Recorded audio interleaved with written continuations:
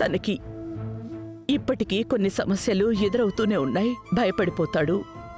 దానికి కారణం అది చెయ్యలేనేమో అన్న అనుమానం కాదు, ఆ సమస్యని ఎదుర్కొనే ధైర్యం లేదు. రవి వచ్చినప్పటినుంచి ఒక్కసారి కూడా వాళ్ళ నాన్నని చూడలేదు.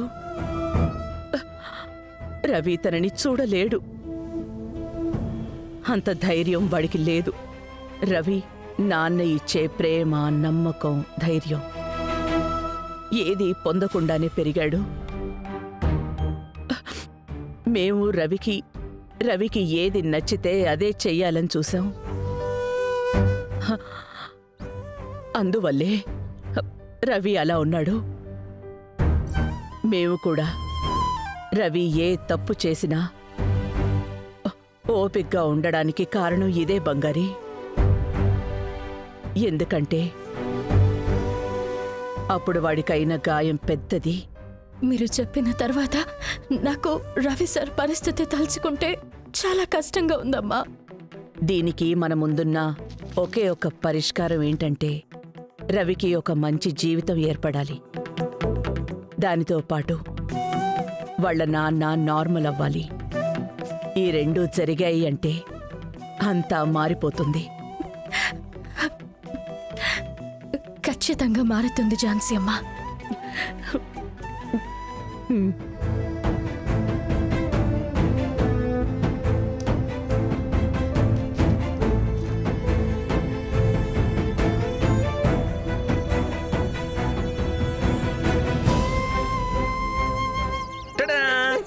పట్టుకో చూద్దాం. పట్టుకో పట్టుకో పట్టుకో. కమాన్ కమాన్. ఇదిగో ఇదిగో ఇదిగో. పట్టుకో పట్టుకో పట్టుకో. ఇంద్రాణి దా. కమాన్ పట్టుకో. క్యాచ్. ఇదిగో ఇంకోటి తీసుకో. Disc disc disc. డిషం డిషం. చూసుకో. ఏం చూస్తున్నావు? ఏం లేదు మేడం. ఏంటి నా కొడుకునే చూస్తున్నావు? లేదు మేడం, నేనక్కడ నా చెల్లెని చూస్తున్నాను. ఇదిగో చూడు, అందరూ అనుకుంటున్నట్టు నీ మనసులో కూడా తప్పుగా ఏదైనా ఉండాలి. మర్యాదగా ఉండదు. అంతు చూస్తా. అలాంటిదేం లేదు మేడం, నాకు కొంచెం పనుంది.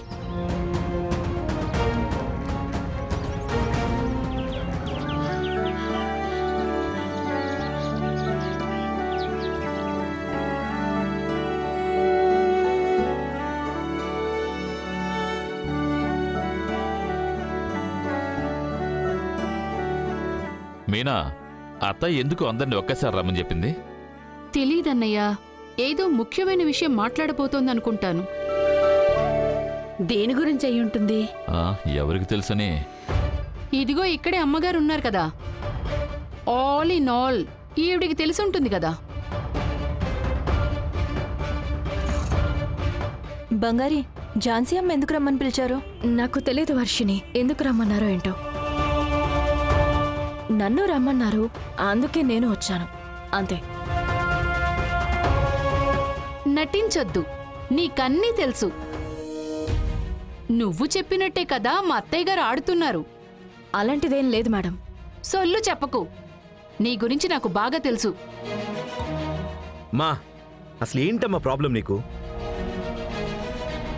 బంగారీని ఎప్పుడు ఏదో ఒకటి అనకపోతే నీకు నిద్ర రాదా? అవునరా, ఎప్పుడు దాంతో గొడవ పడాలి అనే వరంతో పుట్టాను. మరి తొన్నేదైనంటే వచ్చేస్తున్నావు. మరి మా బంగారీ ఏమైనా తప్పు చేస్తే తిట్టండి, ఆ అధికారం మీకుంది. కానీ ఇలా ఊరికే గుచ్చుతూ మాట్లాడితే ఎలా అమ్మా? ఏంటి ఇక్కడ గొడవ?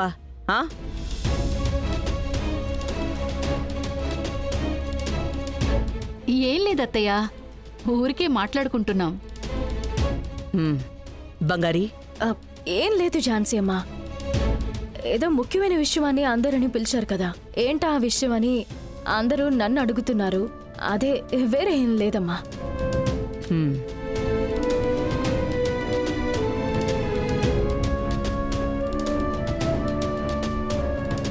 మంచి విషయమే. ఈ ఇంట్లో పెళ్లి జరగబోతోంది. పెళ్ళా? ఆ,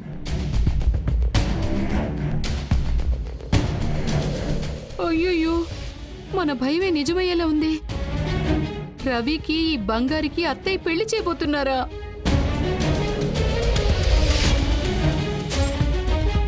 అత్తయ్య, మాకెవరికి చెప్పకుండా ఇక్కడ మీ అంతటి మీరే రవికి పెళ్ళి అని నిర్ణయం తీసుకున్నారు.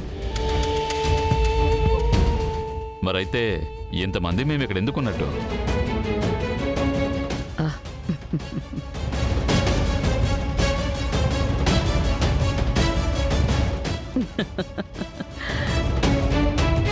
ఇది తప్పు కాదా అత్తయ్య? మీరేమైనా చెప్పండి, మేము వింటాం.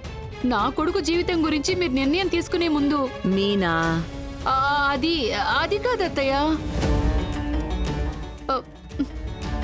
జాను, నేను పెళ్లి గురించి ఆల్రెడీ చెప్పేశాను కదా. రవి, నేనిప్పుడు నీ పెళ్లి అని చెప్పానా? ఆ? ఆ,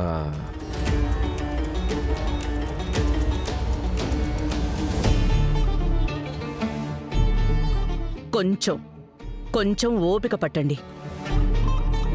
నేనేం చెప్తున్నానో ముందు వినకుండానే ఎవరికి వాళ్ళు ఊహించుకుంటే ఏంటర్థం? ఆ? మనం ప్రతి సంవత్సరం 10 జంటలకి సామూహికంగా పెళ్లిళ్లు జరిపిస్తాం. అది జరిపించడానికి తేదీ ఫిక్స్ చేశాను. ఓ,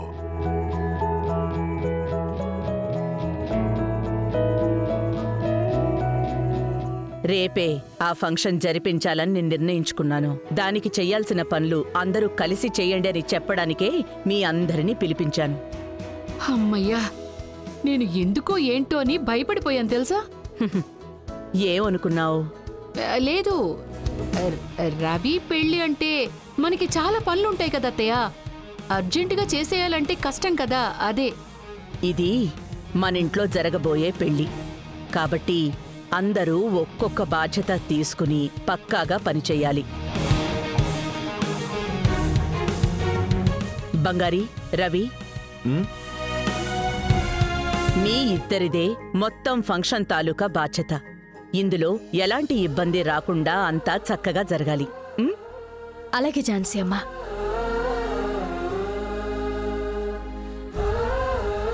జాను, నువ్వు ఇంత మంచి పని చేస్తున్నావు కదా, ఇదెందుకు సింపుల్గా చేయాలి? ఊరంతా తెలిసేట్టుగా పెద్దగా అడ్వర్టైజ్మెంట్ చేద్దాం. కుడి చేత్తో దానం చేస్తే ఎడమ చేతికి కూడా తెలియకూడదు అంటారు. ఇది ఎంతో మందికి మనం చేసే సాయం. దాన్ని ప్రచారం చేసుకోకూడదు. ఆ, ఆ, ఆ, ఝాన్సీ అమ్మా, ఇదెందుకు మనం ప్రచారంలో చూడాలి? ఇదొక మంచి విషయం. ఇది మనం చేస్తున్నామని నలుగురికి తెలిసేటట్టు చేస్తే అది చూసి పోటీ పడడం కోసమైనా ఇంకొకరు ఒక మంచి పని చేస్తారు కదా.